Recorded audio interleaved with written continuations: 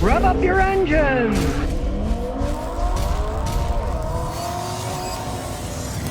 Here's one that doesn't make much sense to me, but, people give so much BS when they're thinking they won when they actually lost. Volkswagen is going to reduce its workforce by 35,000 people. The workers' union says it's a victory for us because they wanted to knock off 55,000. Now it's only 35,000 workers. And not only are they losing that amount of employees, 35,000, but since they didn't get rid of 55,000 of them, in return, the employees will forego bonuses and looming salary increases. So you might say Volkswagen is in deep doo-doo. They bought all these companies that don't make money.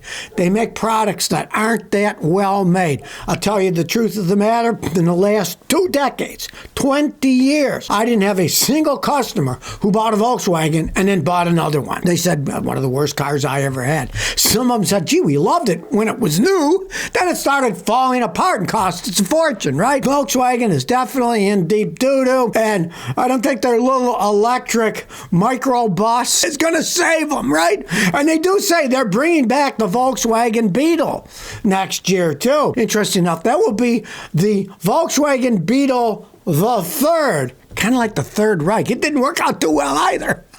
I don't think the Volkswagen Beetle's going to save them this time. Well, it looks like it's going to happen. Nissan and Honda are announcing plans to merge, and it'll be the world's number 3 automaker. Now, a lot of people wonder what's behind this. There could be all kinds of crazy deals going on in the rest of the world. Maybe they'll shut down Nissan USA, who knows, and just sell their little cars in Asia. I don't know. But they just signed what's called a Memorandum of Understanding on Monday. And Nissan's alliance includes Mitsubishi. So Mitsubishi Motors said they agreed to join in talks. It's still blah, blah, blah, blah, blah, blah, and blah, blah, blah, Mitsubishi, right? Because signing a memorandum of understanding means basically nothing. I've seen companies do that. They never merge. They never do anything. It's just legalese nonsense that, we'll talk about this. Nobody knows what's actually going to happen.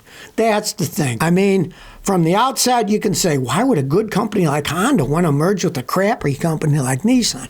Well, there's all kinds of reasons. They might have factories, real estate they want to get their hands on, or they might have a particular car that they're selling in Asia that they don't sell in the United States, and they're like, well, we'll market the stuff in Asia that they make that people buy. You never know what the truth is. But a memorandum of understanding doesn't mean they've merged. It means they're talking about it. So this talk will probably go on, who knows, maybe for years. Before something actually comes of it. Because decades ago, they tried to get Ford to buy them, but then Ford stock went down the toilet and Ford couldn't buy them. Probably it was a good thing for Ford that they didn't buy them. So maybe Honda will, maybe they won't. I personally think, at least from an American standpoint, it'd be a stupid thing for Honda to do. But like I said, maybe they won't care about the American market in Nissan. Honda makes great Hondas in Ohio. They've been doing it for decades, right? They've made millions of Honda Accords in Ohio, and they work fine, right? So I don't think it's going to affect Honda all that much. I think it's an other part of the world that they'd be merging with Nissan for, not the American market. Well, some people don't learn from their mistakes. It looks like GM's old CEO, Mary Barr, hasn't learned anything because she now says, this is the plan we're still executing. Meaning they're still going to try to cram electric cars down people's throats, even though people don't want to buy them, right? I mean, they said last year, 2025, we're going to sell 1 million electric vehicles. Well, they admit they're not going to do that. Mary Barr also said that GM's goal of having the capacity to build 1 million EVs a year by 2025 would not be met. And they're talking about the capacity of building 1 million, not actually building them because they know they'd never sell them. These are people that have been hooked on a belief. They believe in this electric car with battery crap, and they're going to try to shove it down people's throats. But the people basically have spoken so far and saying, I'm not that interested in that stuff, right? Especially when it's cold outside. I have friends in Canada that had bought electric cars, or their neighbors had, and they're saying things like they lose 40, 50% of their ability to drive so many miles when it gets really cold there. The batteries don't charge as full. They discharge faster. One guy bought a Tesla Cybertruck, and he left it parked outside, not plugged in his garage because he was worried it's going to start on fire. And overnight, it lost 20% of its charge because the battery has to heat itself up or it will freeze and break. So it's not a technology that's ready for prime time. But Mary Barr says, while she was interviewed by the New York Times, our 2035 targets could still be met. That's the plan we're still executing. The plan is for them to sell nothing but electric cars by 2035. Okay, people? That's over 10 years from now. That's their plan. And could they still meet it? Well, we might. Come on now. What a load of horse manure coming out of the head of GM as per usual. It could be met. Then again, maybe it couldn't. Who knows? Well, a guy decided to test out the Volkswagen ID.Buzz, their little micro van, right? Inside EVs. So, this isn't some haters. They actually tried it out. And this guy says, my Volkswagen ID.Buzz winter road trip was a total train wreck. The problem is, they only have a range of 234 miles, but that's their theoretical range, right? And he averaged about 2 miles per kilowatt hour. And I laughed because in this EV thing they said the average efficiency was around 2 miles per kilowatt hour, which is slightly worse than the EPA rated 2.4 miles per kilowatt hour. I couldn't call it slightly. That's like 17% worse mileage. 17, right? That means right off the bat, the range was 194 miles, assuming they don't get stuck somewhere and it's cold or they're in a traffic jam and it's got to heat itself up while you're waiting so you don't freeze to death. But that wasn't the worst part. It took them over 12 hours to go 500 miles because he kept having to charge the stupid thing up. First place they stopped, they went to an EV charger, but it was a Tesla supercharger.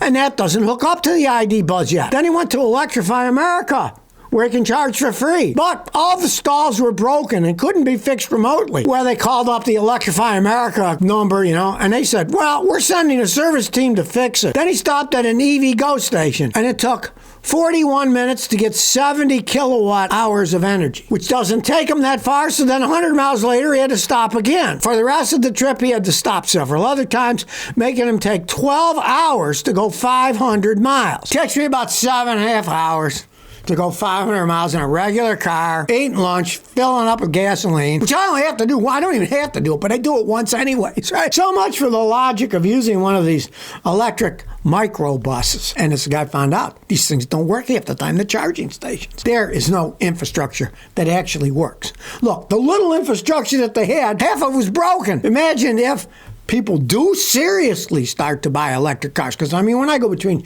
Tennessee and Rhode Island, I hardly ever see any electric cars on the road. And every time I'm driving, I look. And when I stop, I look around. And I see empty charging stalls, if there are any. And I go up to them. And often it says, this is out of order, call this number, or pieces have been cut off of them. The infrastructure doesn't exist. The vehicles don't go that far. It's just plain stupidity. Now, if you want to go back and forth, little trips, you got a 220-volt charger at your house, go right ahead, right? But even there, not that many people can do it because these chargers at home use a lot of power. In the neighborhood, everybody has them. Say you live in a neighborhood of 100 houses, they all charge it up. The power grid won't take it. Transformers would explode. The fuses would pop first because they can't take all that power. It's not set up for it. It's bad enough the vehicles aren't that great. The supply of energy for it is either non-existent or so weak, it would make no sense to have a whole bunch of people try it now, or they'd all be disappointed. Well, another electric vehicle company is going down the toilet. EV maker Canoo has told remaining employees to take a mandatory unpaid break. Now they're doing this at least until the end of the year. The company told their employees they're locked out of Canoo's systems at the end of the day Friday, and their benefits would last until the end of December. Pretty much tells you they're nearing the end. The Canoos are failing. They idled their assembly plant in Oklahoma. They say it's due to lack of funding. Yeah, they keep wanting more and more money. They're not making anything anybody wants, but they want more money. Now recently, it closed its Los Angeles office that was its headquarters, so really, Canoos are sinking. They're flipping over. They said they only had $700,000 in the bank. And get this, you want to go back a short time ago, February 2021, Canoo was evaluated at $2.4 billion. Now they say, well, we only got $700,000 left.